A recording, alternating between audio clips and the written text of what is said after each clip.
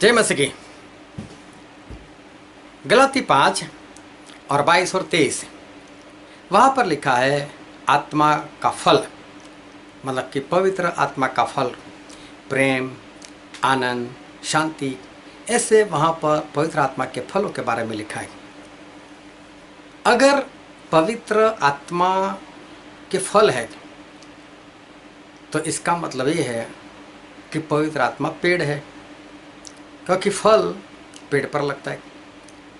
पवित्र आत्मा के बारे में बहुत बहुत बहुत लोग, यहाँ तक कि बड़े बड़े प्रचारक और पास्टर लोग भी गलत फहमी में, लोग क्या समझते हैं कि आपके पास अन्य भाषा है मतलब आप पवित्र आत्मा से भरे हुए हो। अन्य भाषा पवित्र आत्मा का वरदान है, उसमें कोई शक नहीं। पवित्र आत्मा ही देते हैं, उसमें भी कोई शक नहीं। पहला कुरिन्थी 12:8 से 11 अगर पढ़ो तो वहाँ पवित्र आत्मा के वरदानों के बारे में लिखा है और 11वें पद में लिखा है कि पवित्र आत्मा जिसको जो चाहे उसको बांटते हैं। बांटना मतलब तुझे चाहिए ले, तुझे चाहिए ले, और वो देकर चले गए। तो वरदान मतलब गिफ्ट, परमेश्वर की गिफ्ट है।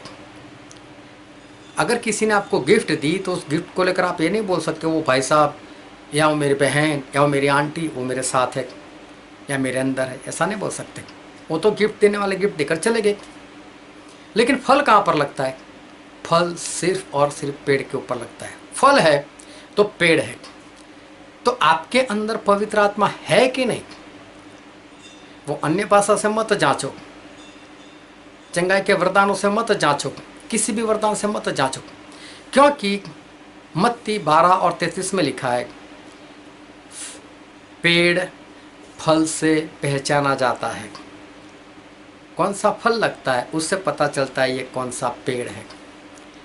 अगर पवित्र आत्मा के फल आप में दिखते हैं तो आपके अंदर पवित्र आत्मा का पेड़ है, मतलब कि आप पवित्र आत्मा से भरे हुए।